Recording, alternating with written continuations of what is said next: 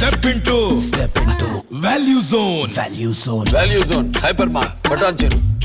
గుడివాడ అమర్నాథ్ రాజకీయ భవిష్యత్ ఏంటి? మంత్రి గారికి వచ్చే ఎన్నికల్లో టికెట్ ఎక్కడా?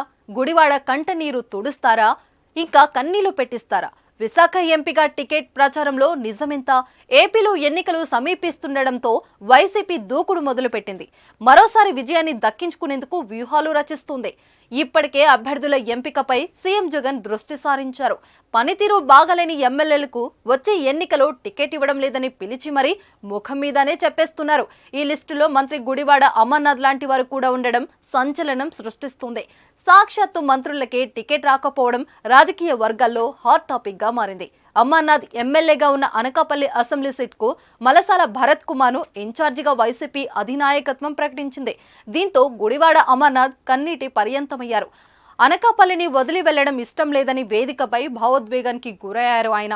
ఇదే సమయంలో అమర్నాథ్ రాజకీయ కెరీర్ ఏంటన్నది ఆసక్తికరంగా మారింది. మంత్రిగా పనిచేసిన అమర్నాథ్ కు పార్టీ ఎలాంటి బాధ్యతలు అప్పగిస్తుంది, నియోజకవర్గాన్ని మారుస్తుందా అనే ప్రశ్నలు తెరపైకి వచ్చాయి. అయితే అమర్నాథ్ విషయంలో అధిష్టానం ఓ సరికొత్త ప్లాన్ వేసినట్లు సమాచారం.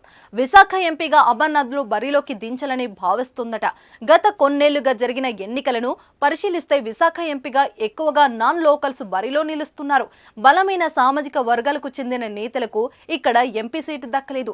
దీంతో మంత్రి అమర్నాథ్ ను విశాఖ ఎంపీగా దించాలని వైసీపీ పెద్దలు ఆలోచన చేస్తున్నట్లు వార్తలొస్తున్నాయి. విశాఖ పార్లమెంట్ పరిధిలో కాపు యాదవుల ఓట్ల సంఖ్య ఎక్కువ. దీంతో కాపు ఓట్లు బ్యాంకు బలంగా కలిగి ఉన్న అమర్నాథ్ కు టికెట్ కేటాయించాలని ఆలోచన చేస్తున్నట్లు జోరుగా ప్రచారం జరుగుతుంది. అమర్నాథ్ ను దించితే లోకల్ సెంటిమెంట్ కూడా వర్కౌట్ అవుతుందనేది వైసీపీ ప్లాన్. మరి ఈ ప్రచారంలో నిజమెంతో చూడాలి. అనకాపల్లి టికెట్ నిరాకరించి కన్నీళ్లు పెట్టించిన జగన్ విశాఖ ఎంపీ టికెట్ ఇచ్చి కాస్త కన్నీళ్లు తుడుస్తారని అమర్నాథ్ ఆశతో ఎదురుచూస్తున్నారు.